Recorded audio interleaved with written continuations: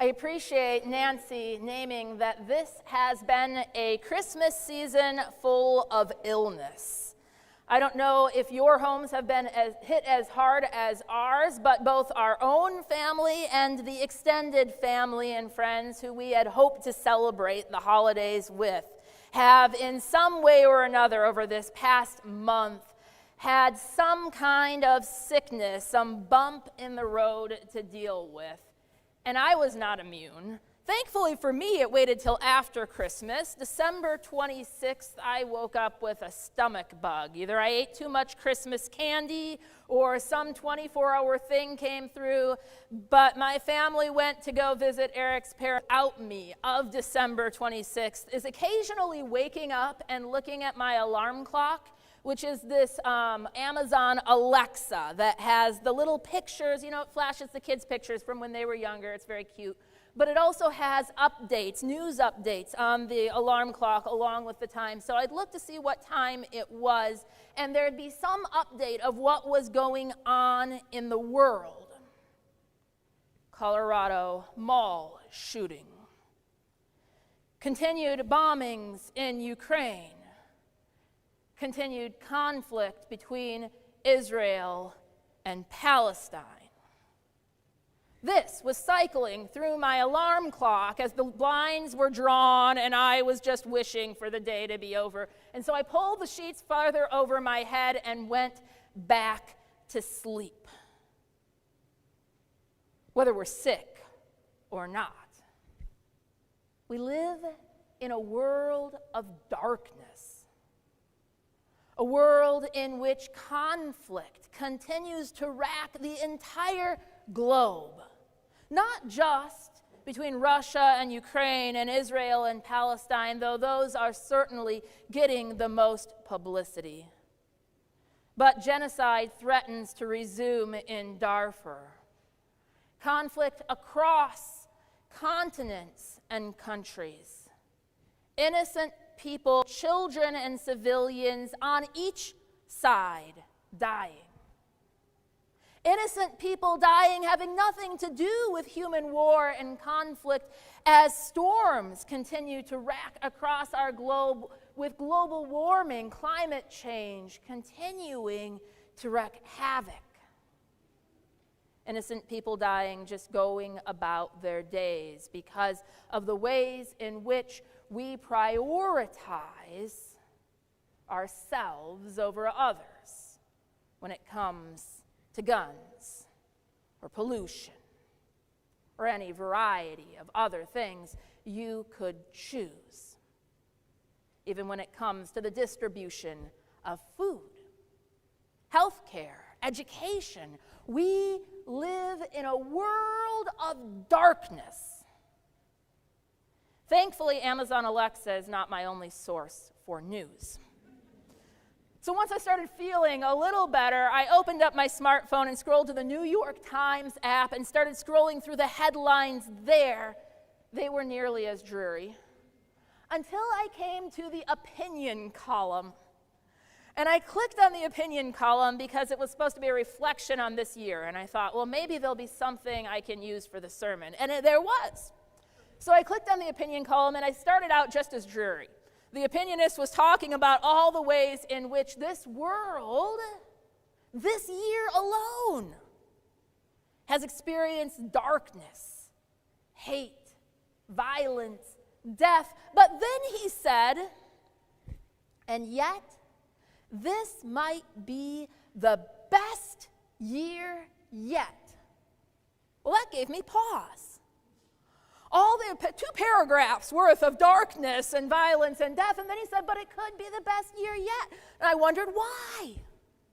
It turns out, I didn't know this, that this year, globally, we have reached the lowest infant mortality rate, child mortality rate for children under 5 in recorded history. Less than 3.5% of children under 5 can expect to die who are born into this year. Compare that to Jesus' day, when over half of children born up to the age of 5 could expect not to make it to adulthood. This is a good year. Then the columnist went on to explain that this year globally, we have reached a historic low for extreme poverty, affecting more than 8% of the world's population, those who can expect to be able, again, to live, to have enough to eat, some modicum of health care. We have a ways to go, friends. Don't hear me saying we do not. But there is room for hope. A light, John tells us, shines in the darkness.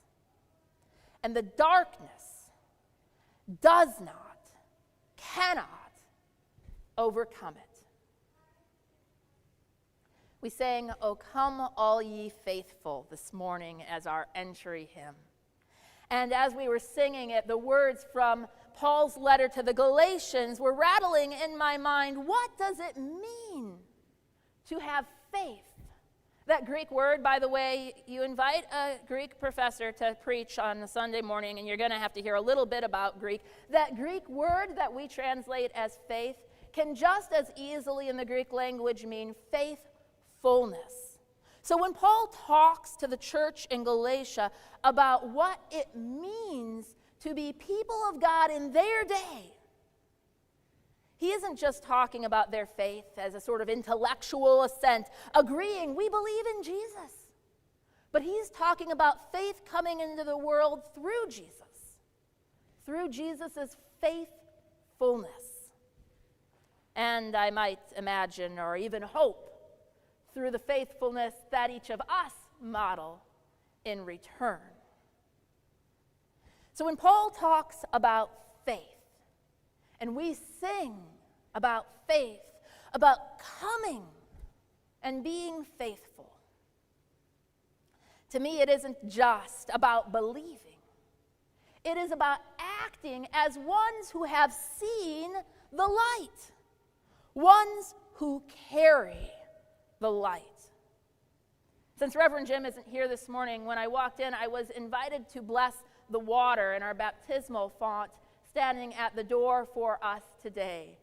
And I thank you for that because it reminded me, as I'm always reminded if I'm not in a hurry to go find my robe and walk past the font without looking at it, I'm always reminded when I walk into church and stop at that font of my baptism and of the baptism of my children and my nieces and nephews and those baptisms I have been privileged to participate in here and in other communities of faith. When we are baptized, we are given a candle, and we are told, let your light so shine before others so that they may see God's glory. Let your light so shine. What does it mean to have faith? What does it mean to be faithful? It means to be a light in this dark world. And the gift that we have, the gift we celebrate on Christmas, is that we do not have to shine our lights alone. We trust and give thanks that God shines God's light for us and with us. A light that came into the world through Jesus, but that has existed since the beginning of the world with God as Jesus as well.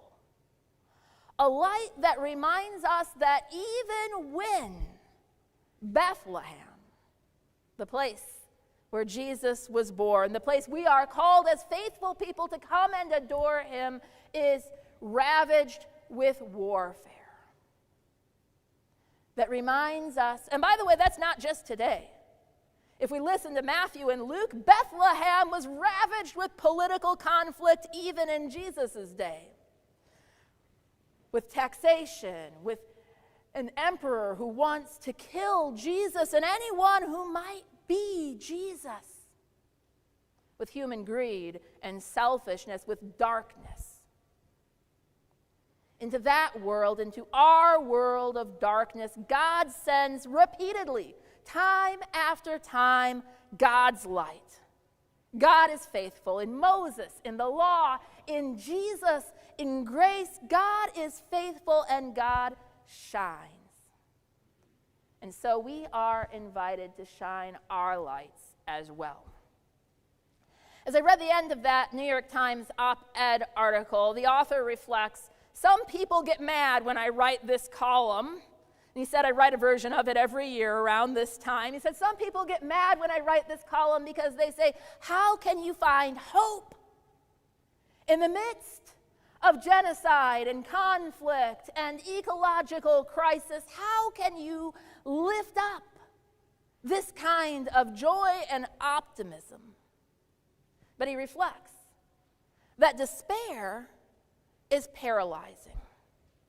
And so he feels he needs to shine this light. My words, not his. He feels he needs to shine this light at least once a year so that we can continue to live into a better world. In Christian terms, so that we might not lose hope. And so in this world of darkness, as the news feeds continue to reflect on all of the ways in which we could have done better this year, I invite you, as we go into the new year this evening, to look for your light, to reflect on that hope and joy and inspiration that keeps you burning, shining, moving into a better tomorrow. And in the days that follow this day, in the new year that is to come, I invite you to be that light for those around you in your family, your neighborhood, our community, our world, to shine God's light, because the darkness cannot overcome it. Amen.